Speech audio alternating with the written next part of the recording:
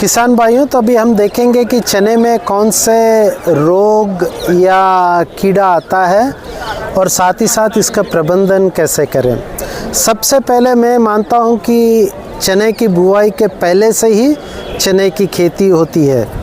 ये विडंबना नहीं है, ये सत्य है कि आपको क्या करना पड़ेगा। आपकी बीज की स्रोत सबसे अच्छा होना पड़ेगा, बीज की अंकुरण मात्रा सबसे सही होने पड़ेगी, और तीसरा बीजोपचार।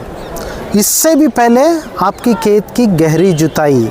जब आप ग्रीष्म काल में गहरी जुताई करते हो, खरीफ के फसल के बाद गहरी जुताई करते हो, तो इसमें क्या होता है कि जो ज़मीन में फफूंदा है, यानी जो फंगस है या प्यूपा है, जो जैसे फसल में कीड़ा लगती है, वो ऊपर आते हैं, गर्मी से उनकी विनाश हो जाता है। साथ ही साथ यदि पहली बारिश कहीं हो जाए तो उसमें खरपतवार भी जमते हैं और इनकी बीज भी मर जाते हैं। तो यदि आपने ऐसे किया है, ग्रीष्मकालीन यानी समर में अपनी गहरी जुताई की है और उसके बाद आपने अब चने की फसल लेने की तैयारी की है, तो आपको सबसे पहले आपकी बीज स्रोत सही हो। अपना खुद का बीज बनाएं या फिर बीज निगम से लाए हो या कोई जानकार किसान से भी लाए हो। तो सबसे पहले जैसे ही आप बीज लाओगे तो उसकी अंकुरण क्षमता देख लीजिए। सिंपल है, कोई मुश्किल तरीका नहीं है। एक गीली तौलिया में एक अखबार को बिछा दीजिए, 100 दाने रखिए और कम से कम 98 दाने अंकुरण आए हो तो उसकी अंकुरण क्षमता अच्छी है। पर ऐसा ही कि आपका ही बीज है और 70-80% ही अंकुरण आ रही है, तो उस तरह से आपकी बीज की दर प्रति एकड़ जो हम कहते हैं कि 30 किलो यदि वो देसी है या फिर 35 से 40 किलो यदि वो काबुली मोटे दाने वाली है, उसको थोड़ा और बढ़ाना पड़ेगा।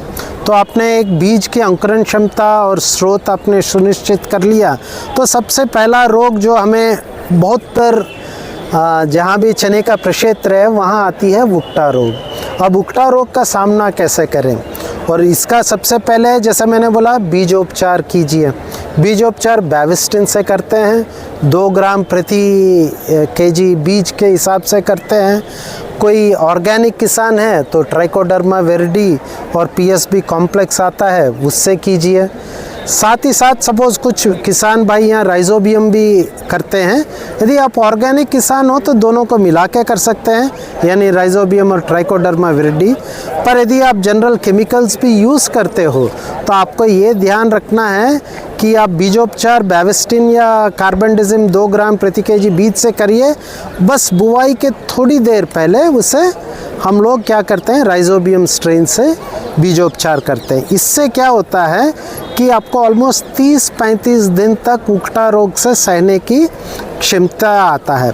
और यदि आप फसल चक्र यानी क्रॉप रोटेशन फॉलो करते हो, और ये भी कहा गया कि जिस खेत में चने के बाद गेहूँ या गेहूँ चना यदि ऐसे ना करके आपने सोयाबीन चना मध्य प्रदेश में जो प्रचलित है, फिर सोयाबीन चना लेंगे, तो चने की जो वुक्टा रोग हो या फिर ड्राई रूट रॉट हो, ये सब फफूंदा ज़मीन में रहते हैं, बहुत ज़्यादा एरिया में पनप जाते हैं। इधर आप फसल चक्र को तोड़िए, 1 साल फैलो खाली रखिए, या फिर चने की जगह और कुछ नॉन दलहनी फसल ले सकते हैं, सरसों ले सकते हैं, काफ़ी अदर।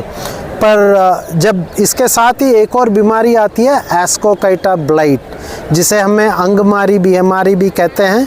अब एस्कोकाइटा ब्लाइट के लिए आपको क्या करना पड़ेगा कि जब आपको दिखाई दे 5 से 10 पौधे एक खेत में, तो इमीडिएटली उसके लिए भी उपाय वही है कि जो पौधे ग्रसित हैं उनको उखाड़िए, बाहर कोई गड्ढे में उसको दफनाइए, जैसे वुक्टा रोग के लिए भी कहते हैं।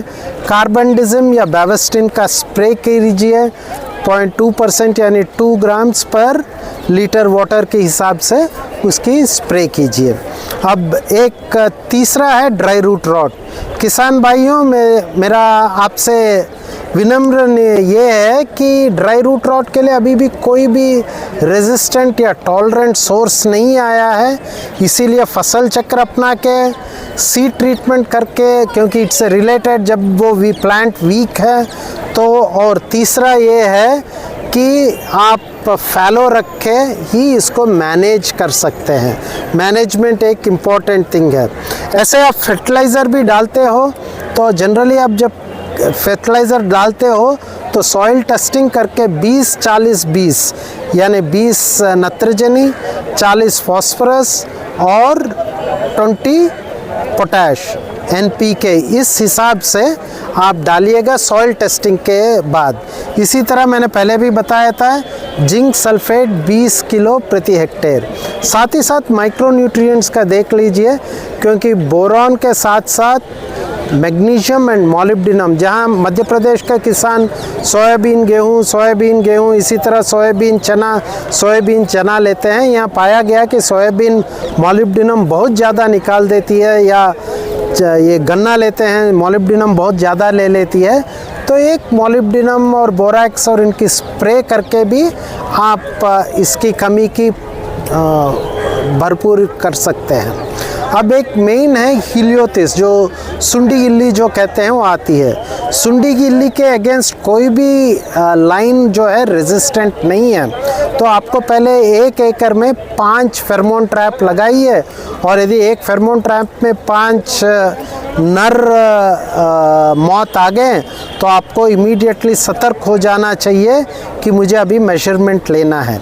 तो फूल इन जनरल हम कहते हैं कि फूल आने से पहले आप, आजकल स्पिनोसाइड आ रही है 150 ग्राम्स प्रति हेक्टेयर, वो न्यू जनरेशन इंसेक्टिसाइड है, वो डालिए।